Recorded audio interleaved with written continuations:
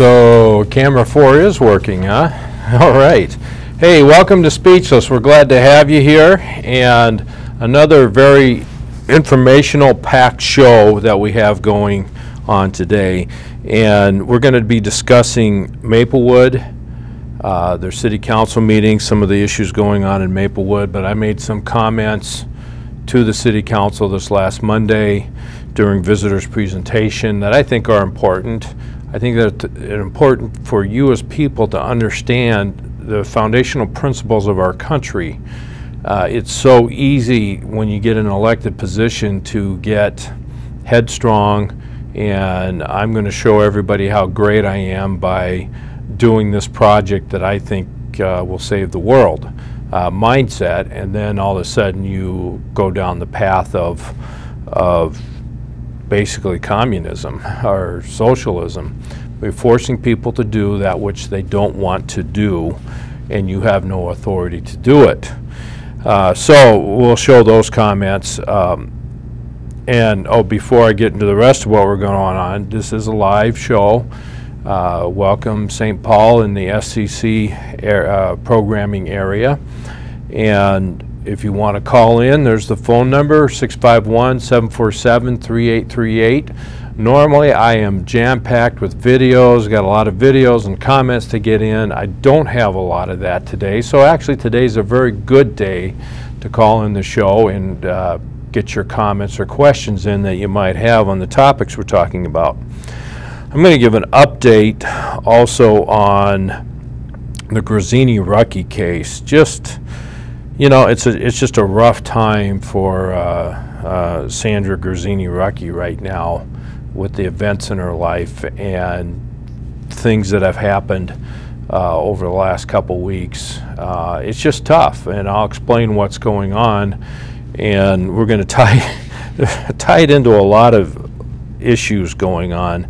And you think these small things are no big deal, but then you have the U.S. Supreme Court saying, hey, no, police officers, you cannot take a cell phone, information off a cell phone without a search warrant.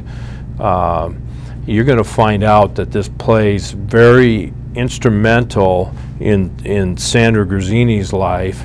And then we're going to talk about Michelle MacDonald, who's running for the Minnesota Supreme Court, how this is affecting her.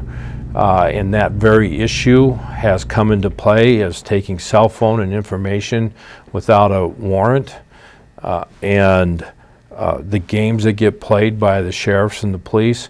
Look, sheriffs, police, our public safety officers, they're so important to have, and they're so necessary, and there are so many good ones, but there are just some out there that are just way over the top. And because of their personalities and their aggressiveness, they overtake the good people and compromise the good people. And so the good people don't speak out. And it's up to us citizens to show and go to the extra mile, to take the videos, to show people what's actually taking place. And it is a great thing that we have videos now, and that they're in courtrooms, and that they're on police officers' cars and sheriff's cars, because they protect the citizen and they protect our public safety officers. And then we can find out what's really going on and who's really the bad actors and who are the good actors.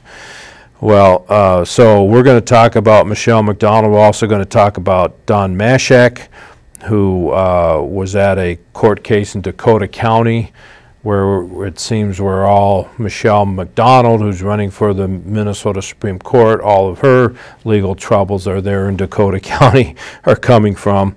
So what's going on in Dakota County? You know, we know they've had a streak of bad judges that needed to be disciplined or removed from the bench. And it seems that there's more of the same going on, but it just can't happen fast enough, and the information can't get out there fast enough of what's taking place in Dakota County. We're going to tie a lot of things together, but just starting out the show, we're going to lay down some foundational principles that should take place that we should all know about and deal with. Again, remember, this is a live call-in show, 651-747-3838.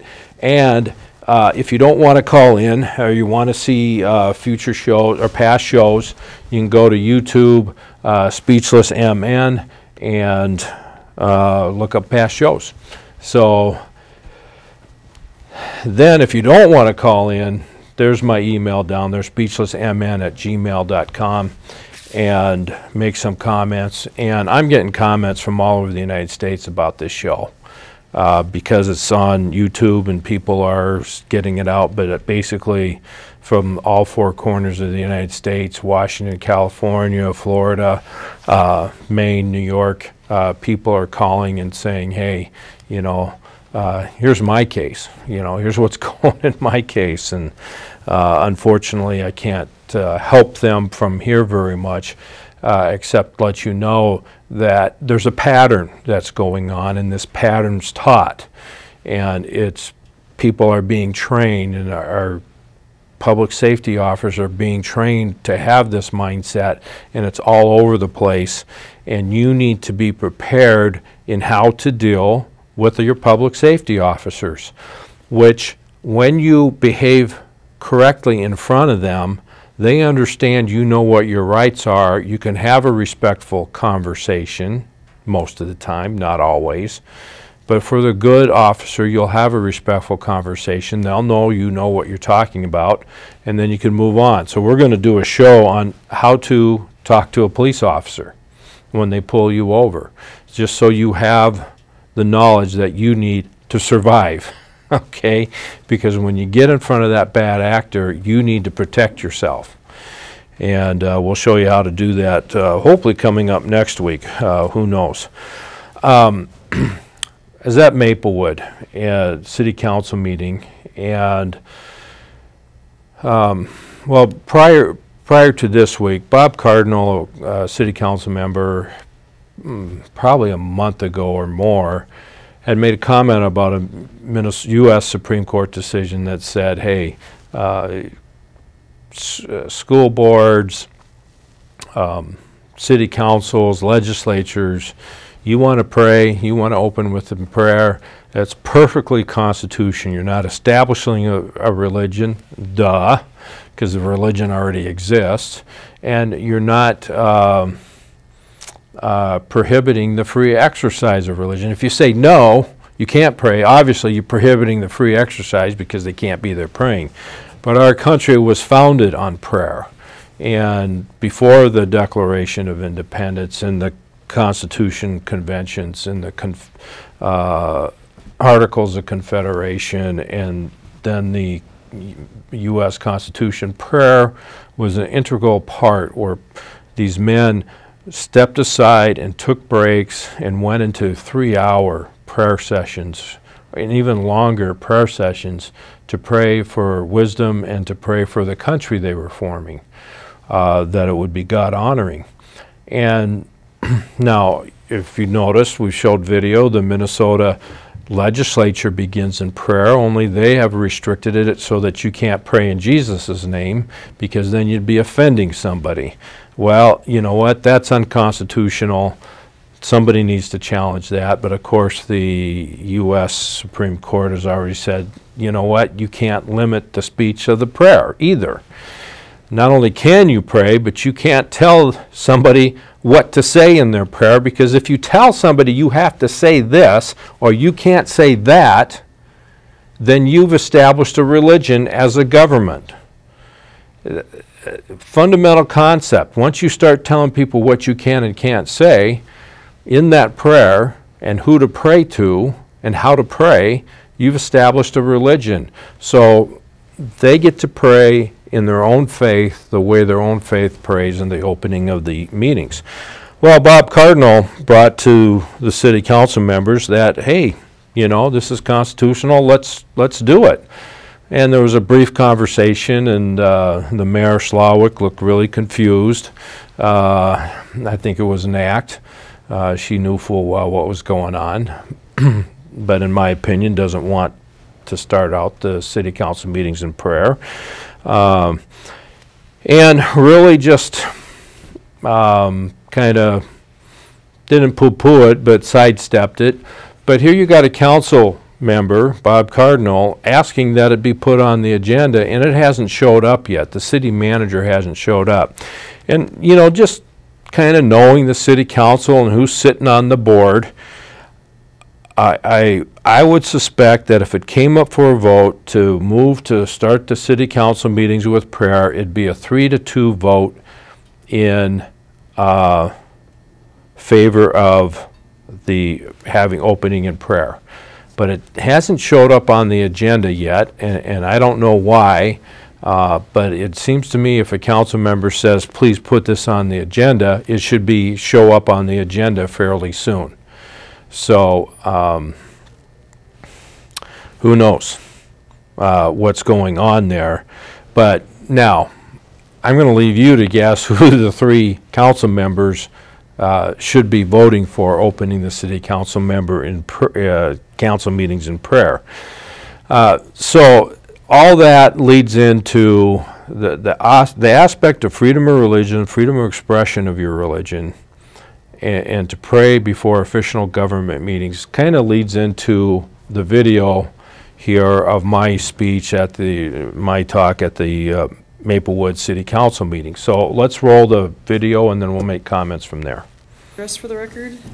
Tim Kinley, Maplewood. My address is on the list. Mayor, City Council members, I'm concerned about a mindset that I hear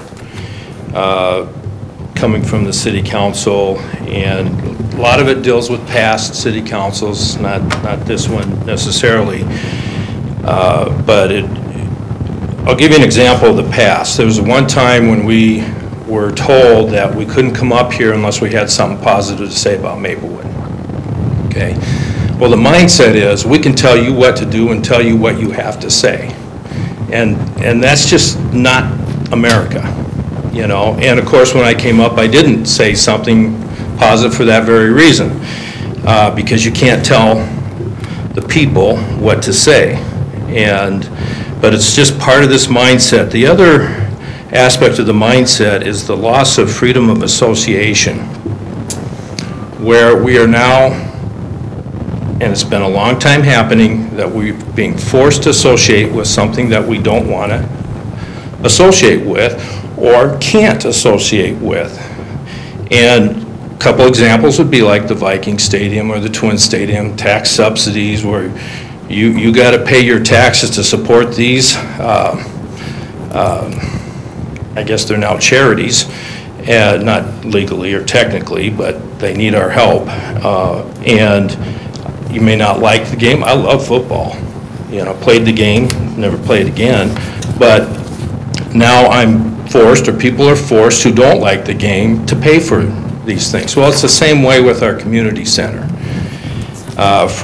Since its inception, my understanding, it has been losing money, approximately, roughly here or there, $500,000 a year over 20 years.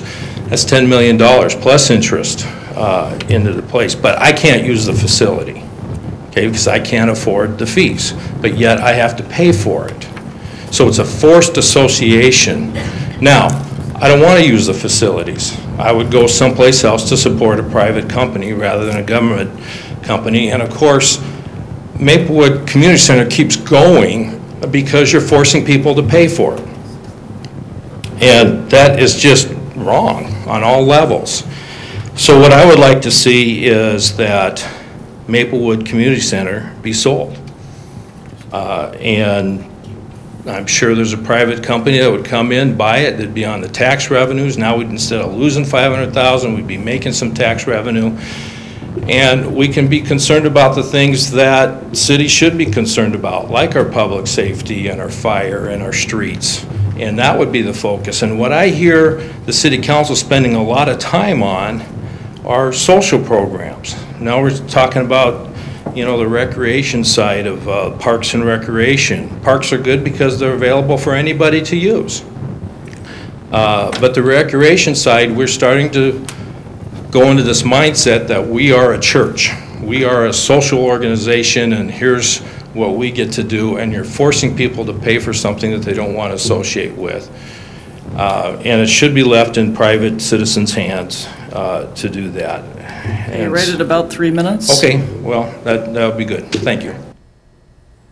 All right, do you get the concepts there of, one, the city council is forcing people to say something positive about Maplewood.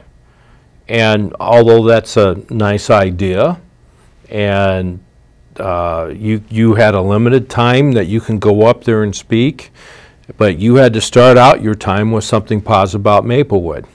Well, you know, that sounds lovey-dovey and gives you goosebumps and may make you feel good about yourself, but it took away from your 3 minutes, you know, that you get to speak.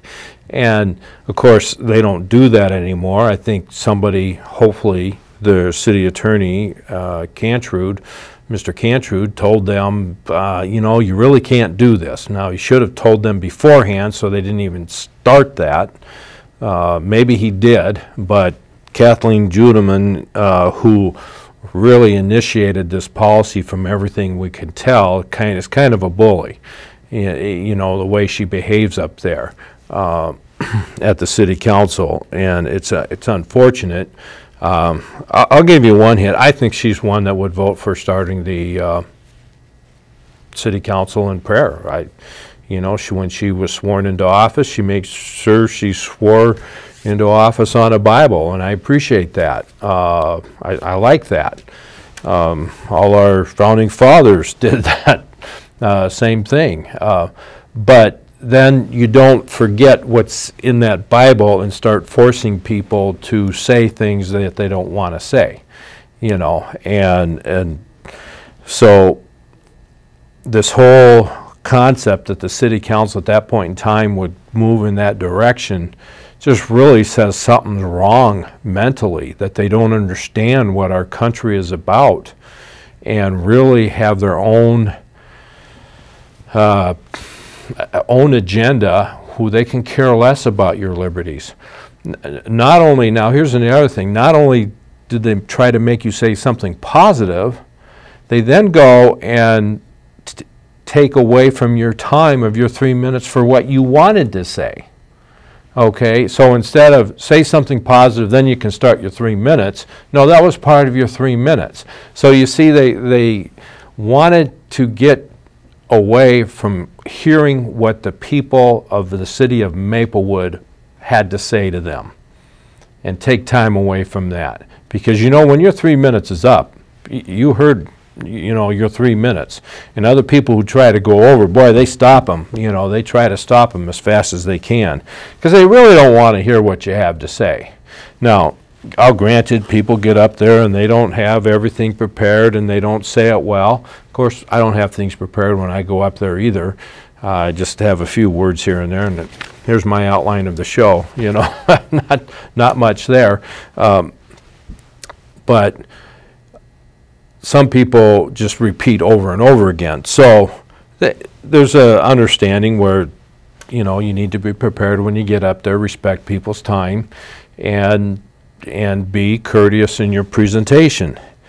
But you should expect the same back, and when you have an issue that takes more than 3 minutes, they should allow you a little bit more time, especially when there's only 3 people that spoke at the last visitor's presentation. That's 9 minutes. We can't take 9 minutes to hear from the people.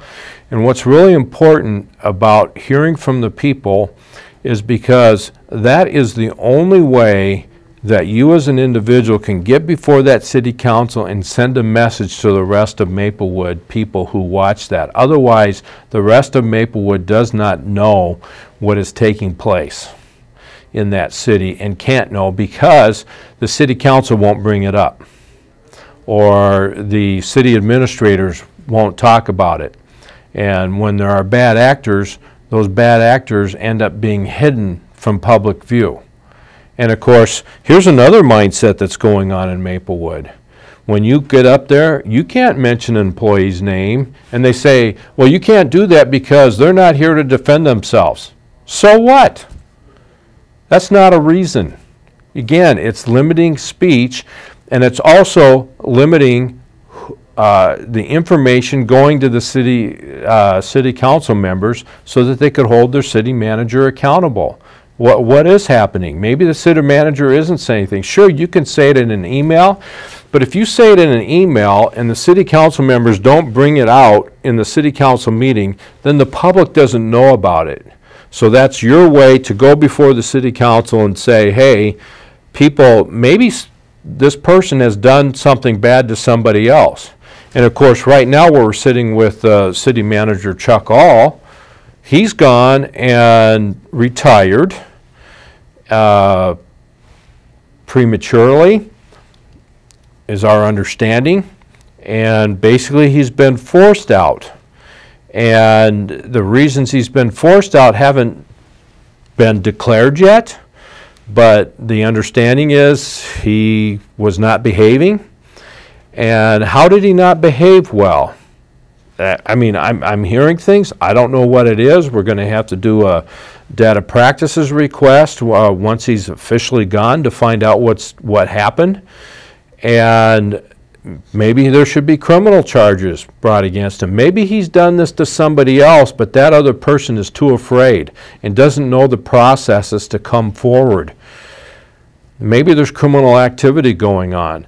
We don't know because of the secrecy and the hiding of what's taking place. Those city council members know, and they're not saying.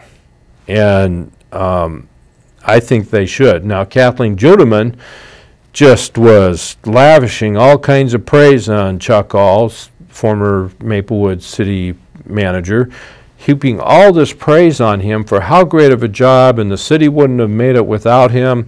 Although, you know, when doing the street repairs, Diana Longry found out that he was unconstitutionally making assessment values for those street repairs and charging people too much for assessment values. You know, let's just forget about that. You know, that's not a character flaw at all.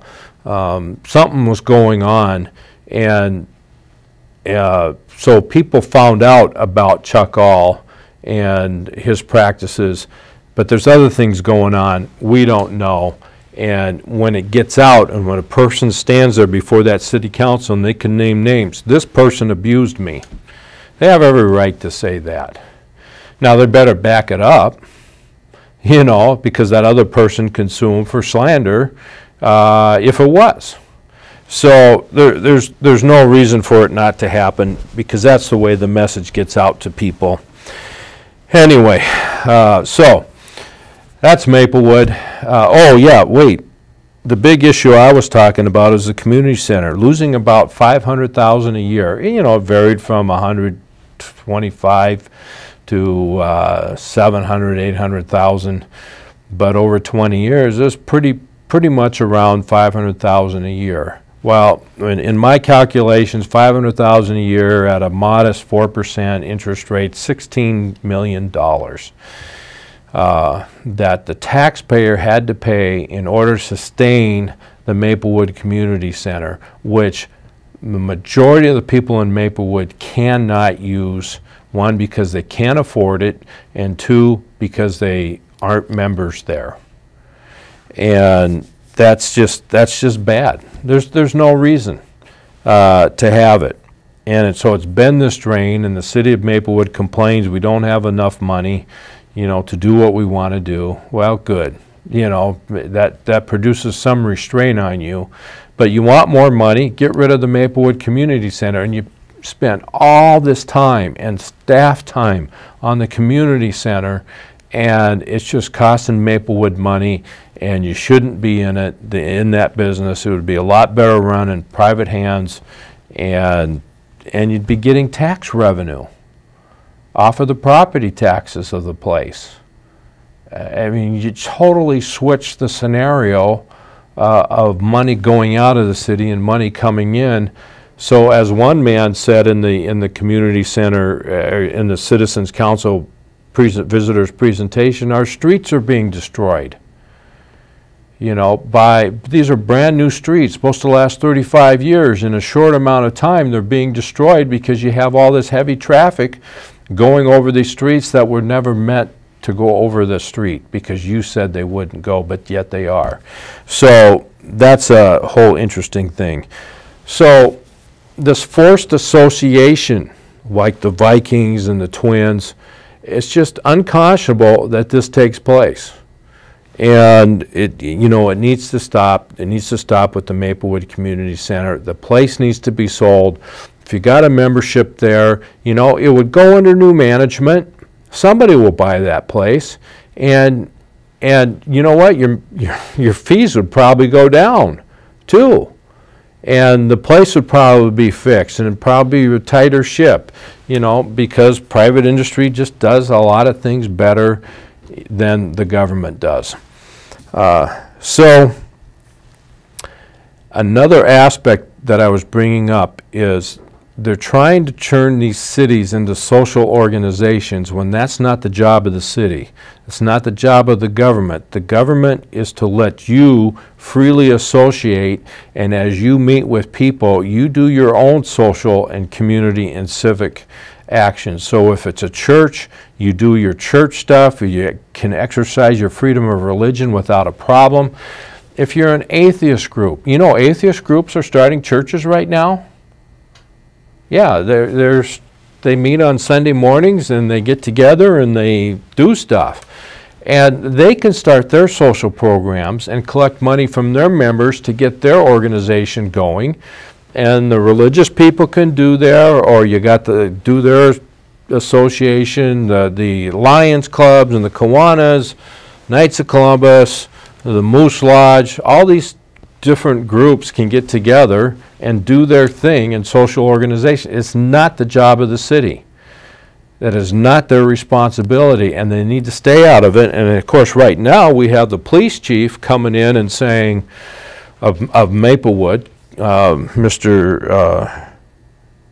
Schnell, I believe is his name, coming in and saying, I want to start this program, this integration for youth. Let's see if I got the name here. Integrated Youth Development is coming in.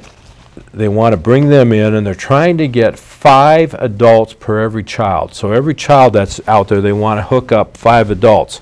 Folks, this is wrong. This is big government, big brother coming in and trying to look at every aspect of your life and to decide whether you're acceptable or not as a parent. As a parent, you should run from this.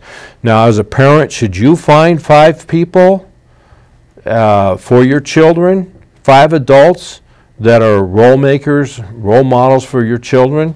Sure, maybe you decide, I only want 3, or I only know of 3 that I trust, or I know 10, you know, that I trust for my kids. That's your decision. It's not the city of Maplewood's decision. And here they're going down this path to try to spend all this money to help kids, which is fine. Helping kids is fine, but it's not your job to help kids. And so I see it with the Maplewood Human Rights Commissions. When they're trying to go in and have these essay contests for human rights in the public schools, and they're going, boy, you know, we're having trouble getting in there. And I'm going, of course, because you're the city. You're not the school district. The school district has its role, it has its jurisdiction, and you're not in it. Okay, Maplewood Human Rights Commission. You're not in that jurisdiction. They should tell you affirmatively, stay out. You have no jurisdiction here. If we're violating somebody's human rights in our school district, absolutely, you should be dealing with that. You should expose it. If you know, we're telling a child he can't bring his Bible to school, oh wait, they wouldn't do that, would they, with the Human Rights Commission? I don't think that's their goal. Of course, facetiously, we call it the Gay Rights Commission in Maplewood, where they're really trying to support a behavior of sodomy for these kids. And so this Human Rights Committee has nothing, should not be in the school. But you see the mindset of Maplewood. We want to grow bigger. We want to do all these social programs. We want to get into the family's life and dictate how those children are raised and educated and brought up for the parents, rather than the parents having that authority to make that decision. Do kids need help? Yes. Do parents need help? Yes. It's not your job, City of Maplewood. It's not your job. So stay out of it. Okay, so that's what's going on in Maplewood. All right, I'm going to update you on a couple cases here. Grazzini-Rucky, I've had Sandra Grazzini on our show a number of times. She has lost her 5 children due to a court order that she did not participate in. It was a temporary order. There was no hearing. She lost her 5 children to her ex-husband, and in a matter of 3 hours she was kicked out of her house without a court hearing. Just a letter was sent. It was really a traumatic thing. Also in this process then, after that happened, there were a number of hearings, there were a number of court orders, over 3,000 orders, may even be as high as 4,000 orders that the judge said you need to do this. It's impossible to keep track of, but in the end, Sandra Grazzini lost her kids. Now, 2 of the kids are on the missing and exploited children's list that we've showed in past shows. And during this last 2 weeks, one of the children had their 16th birthday, which is just tremendously hard for the mother. This is one of the missing children. One of the children just graduated from high school, turned 18.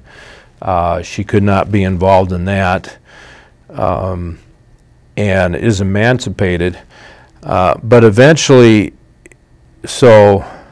and then also the husband who never got custody of the kids, but had parenting time, the kids ended up being given over to foster care to the Sandra Grazzini-Rucky's husband's sister, who's had one of her children taken away from her, and now has Sandra's kids, at least 2 of them now, because 2 are missing. We don't know where they are, and it's just a rough time. So, think of this, okay?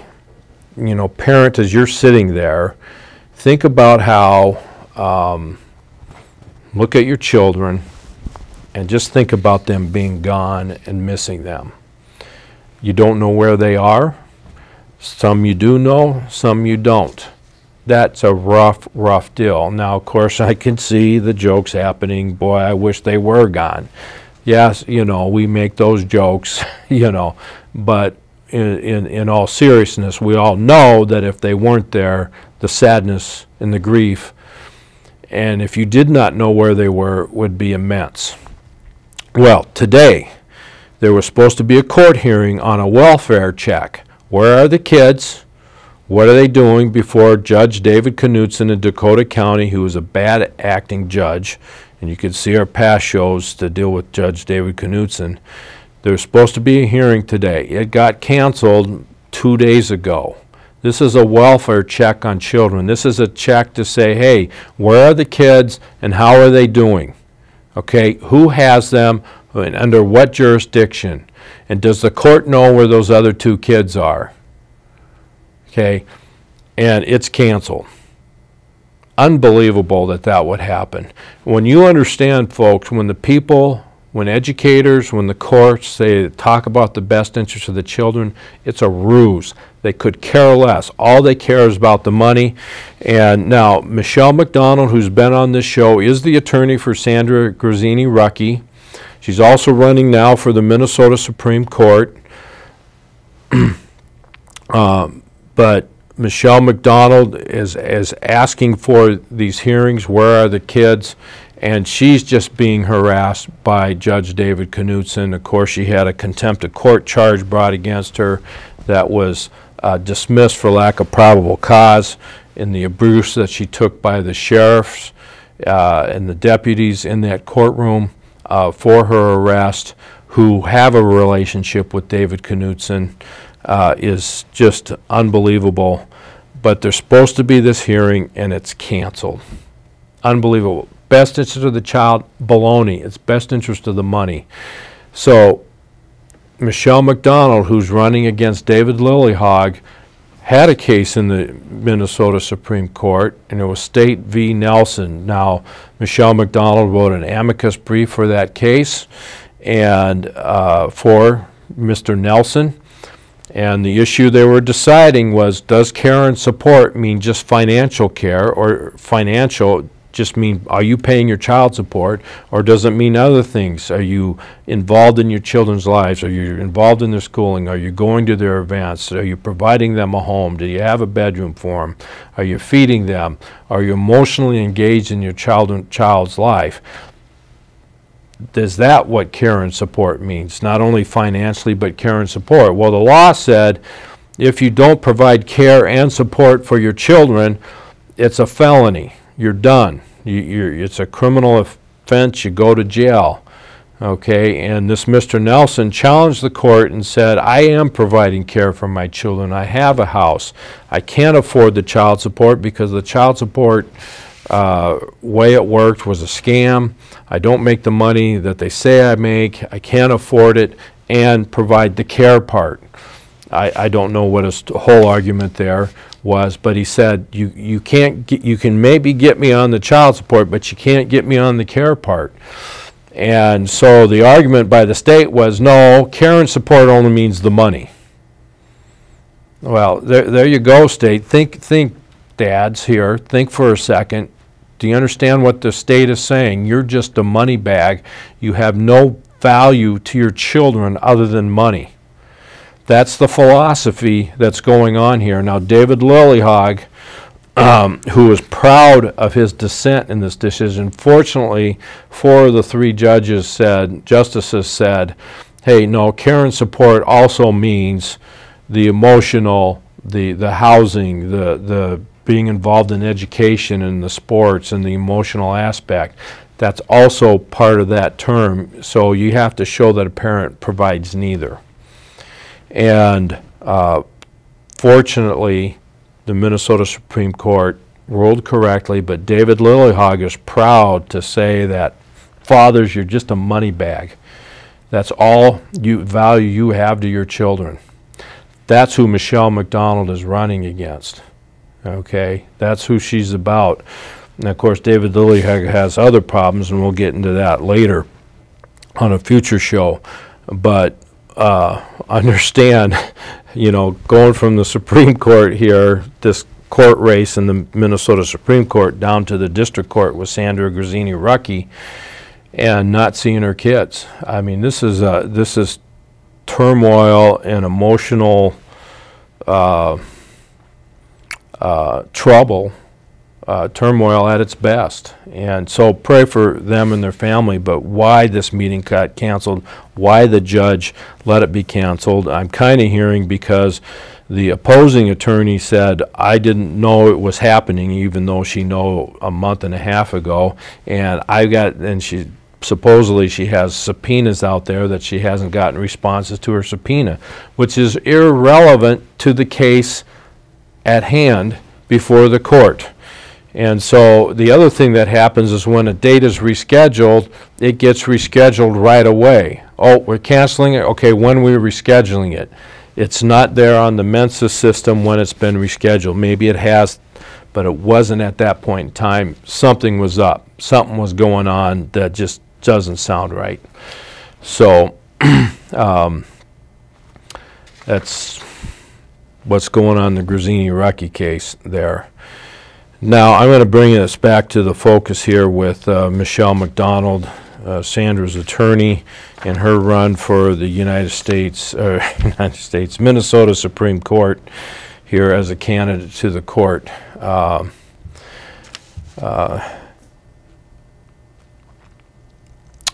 when the Republican Party endorsed Michelle MacDonald, there's a process that you go through for all endorsements of judicial candidates. One of the processes prior to the convention, and it meets 6 weeks to a month before the convention starts, there's called election committees. And there's a judicial election committee, and then for the other candidates, for Secretary of State, for Governor, for U.S. Senate, there's a election nomination committee for those candidates. One committee for all those statewide offices, except for the judiciary. That's a different committee for some reason. And when the committee's two goals are this: do we want to endorse a candidate? Do we recommend endorsing a candidate for this seat, whether it's governor or state senator? The judicial election does the same thing. Do we want to endorse a candidate for this particular office? And so in the governors and the Senate and the Secretary of State and Attorney General, those all said, yes, we want to endorse. The Judicial Election Committee said, yes, we want to endorse. Those committees just meet, and they're there just for the convention about 6 weeks beforehand. Okay. Then the other thing they go through is the person qualified to run for office. And they go through whatever qualification checklist they have to do, and they say yes or no for that candidate. But it's still up to the body to decide. Well, the Judicial Election Committee and the nominating committee said all these candidates were qualified to run for office. So when Michelle MacDonald came in, she came in and said, hey, here's my background, 15 years as a small claims court, 4 years as a referee, something to that effect. I've been filed amicus briefs. I've made arguments in the appellate courts of Minnesota. I can make cases in the Supreme Court. I've brought cases to the Minnesota Supreme Court, still deciding whether they're going to be taken or not, and in various stages of the ball game. And you know, when you know how the judiciary works, you know how the legal system works, you really understand that once you've gotten through law school, once you've well, Michelle MacDonald's been some 27 years in the legal field, a history in the legal field, you're qualified to be on these courts pretty well because of just your long time legal experience. So she was more than qualified, and the committee knew there were some legal problems that Michelle MacDonald had, and we've explained them on the show. I'm going to go into them a little bit, but I want you to know that we knew about them, and I'm on that Judicial Elections Committee for the judges, so I knew all the history, knew what was going on. And so when she was endorsed, there was no press coverage that she got endorsed. But all of a sudden, the press came up with, oh, she's been charged with a DUI, driving under the influence, has a court date September 15th, and she's also been charged with a contempt of court, which at that time had already been dismissed, but the press came out with it anyway and brought that up. So I'm going to go and deal with one issue right now, and that's with the DUI, because there's going to be a press report coming out here very soon about her DUI case. I can't say it's arrest. She wasn't arrested. Okay, I can't. Her charge is what it is, and probably some of. I want you to understand the nature of Michelle MacDonald, and I've seen this. She hasn't taken necessarily the easiest path in her endeavors as a citizen, as an attorney. She has sued Judge David Knutson in federal court because of his behavior on behalf of a client for refusing to protect constitutional rights. That's what an attorney should do, okay? But attorneys are afraid of these judges. She's not. She's going to do the right thing. And what happens when you do that is the court system doesn't make you, they just don't look favorable on you, and they have a lot of people they can influence, like the deputies in the courtroom, to do things and harass you that they shouldn't be doing, but they do it. And in my opinion, Michelle MacDonald has become a victim of this. So there's been a lot in the press about her DUI and that the GOP Republican Party didn't know about it. Well, the whole Judicial Election Committee knew about it. We had extensive conversations on it. We believe Michelle MacDonald that she wasn't drinking. And so I think she'll have some statements coming out that say that and to what took place, because you know, what does one person say? Hey, if you read the press, if you don't read the press, you're uninformed, and if you read the press, you're misinformed. Okay, so did something happen? Yes. You know, were all these people part of it? Yes. But as it was described, did it really happen that way? No. So here's, I believe, some of the things that she's going to say in a press release coming up, that she had nothing to drink that night. Okay? And of course, anybody can say that. I had nothing to drink. And as it stands right now, there's no evidence that she had anything to drink. The police have nothing, yet they're still going to charge her with a DUI.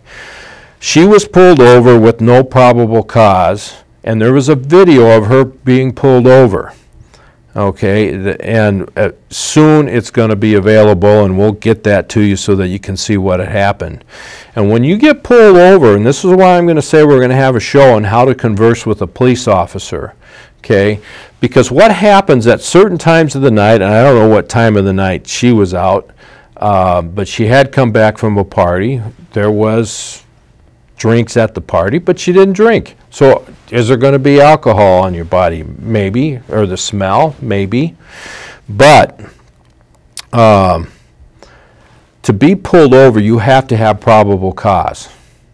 And so there was a conversation with the officer, and Michelle's rightly asking questions. Why are you pulled me over? You know, an officer will come to your window and say, do you know why I pulled you over? You are not to say, because I was speeding. No, you don't say that. You say, officer, why did you pull me over? You know, you ask a question. You don't have to answer any question a police officer asks you except your name and show them your driver's license. That's all you have to do. Okay? So,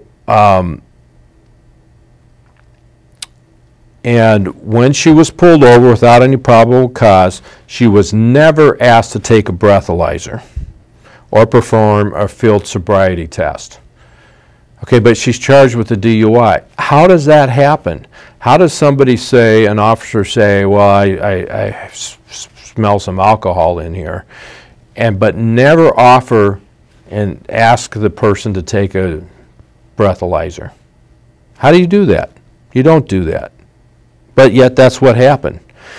Now, she knows the law, and there's Minnesota Criminal Statute 169.91, which says, in summary, that if you get pulled over for any petty misdemeanor all the way up to felony, you can ask to go straight to a judge. It's a check and balance built in the system for corrupt officers, or to provide protection for you as a citizen, so that that officer has to prove what they've done, and a person gets to defend themselves in front of a judge.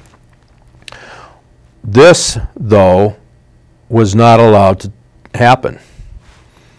It didn't take place. They refused to bring her in front of a judge. And everything kind of goes downhill from there.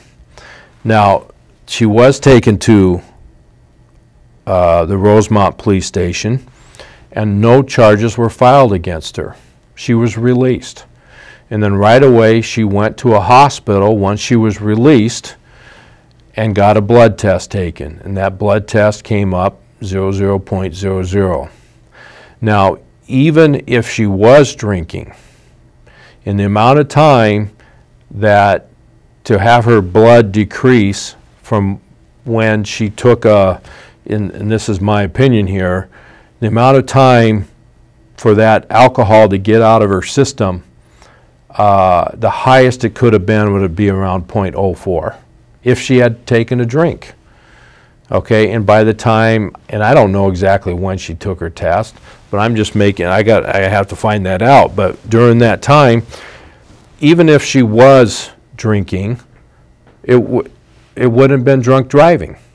Okay, so something's wrong here. So she was released with no charges. So how do you say, oh, I smell alcohol, and you got no charges? They should have been charging her with all kinds of things right now that there wasn't. So she goes to the hospital, 00, and what Michelle does is she fights for injustice,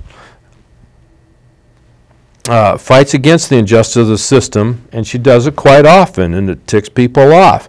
And so she filed a complaint, because what these police officers do at 1 o'clock, 2 o'clock in the morning, they just pull anybody over and they try to find a reason. So this officer goes, you are weaving between the lines. They look at the video, wasn't leaving between the lines. That charge is dropped. Then the officer goes, well, you were speeding. Okay, they look at the video, wasn't speeding, but the judge says, well, we're going to let the jury decide anyway on that one. Okay, it's just unbelievable that this type of stuff happens. So they're trying to find probable cause to pull her over. Now we have a light scent of smell of alcohol. So, but we're not going to have you take a test there. So she files a complaint against the officer. Once the complaint is given, 2 days later, 5 criminal charges come in the mail, including charges for driving under the influence. See what's happening here? She could have walked free. No charges, no anything. All of a sudden, 5 charges come in the mail. Okay, and that date is September 15th. If it doesn't get changed, depending on how they think it will affect her election or not. So, fascinating story, and there's going to be more to it.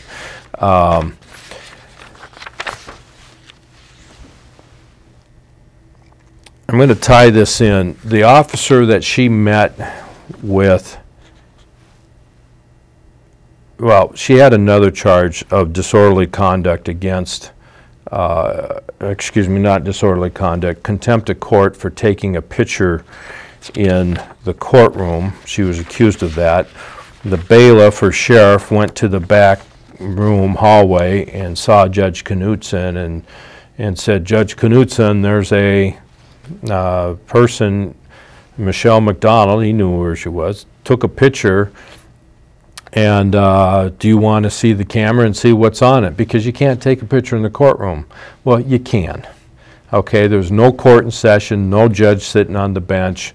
It was just, it wasn't there. So the judge, and people take pictures in the courtroom all the time for adoptions, for various other events.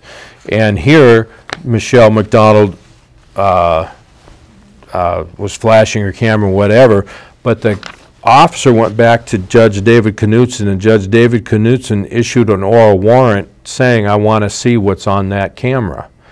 Okay, you can't do oral warrants. Judges can't do that unless they actually see the event take place. And Judge Knutson didn't see that, and that was testified in court. And the question was asked to this deputy, how many times do you get oral warrants? Oh, lots of times. Well, what judges do that? And all of a sudden, his mind goes blank, although he just said David Knutson does it. Well, and how many times does it happen? Well, I don't remember how many times, you know, but it used to be a lot. Now it's come down to a small amount, maybe 3 times. And anyway, The oral warrant, you can't do it. But David Knutson issued an oral warrant. Michelle MacDonald ended up defending her client in courtroom, in handcuffs, in a wheelchair, without her glasses, without her shoes, without her client being there, and without her court records. And David Knutson did that. Michelle asked for a recess to reschedule so to get her client back in here because the client just saw her attorney get arrested. And nobody for an hour, couple hours, 3 hours, said boo as to where Michelle MacDonald was or whether there was going to be a hearing or not. That's just how bad it was.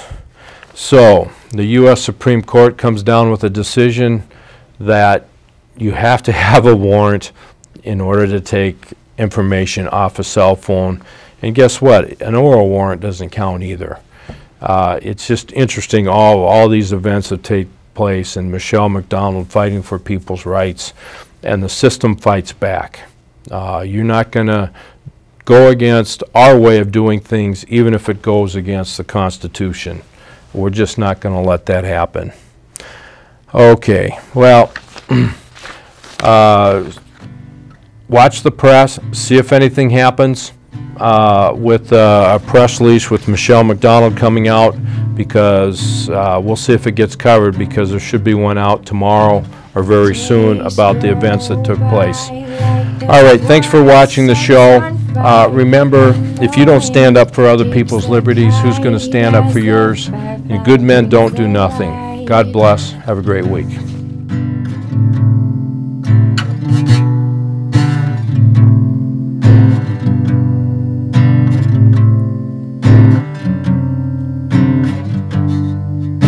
You said to me that you wouldn't leave, but now I see that you're long gone.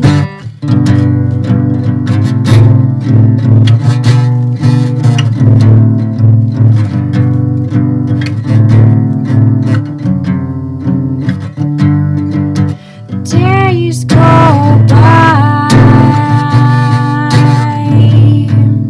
the forest sets on fire.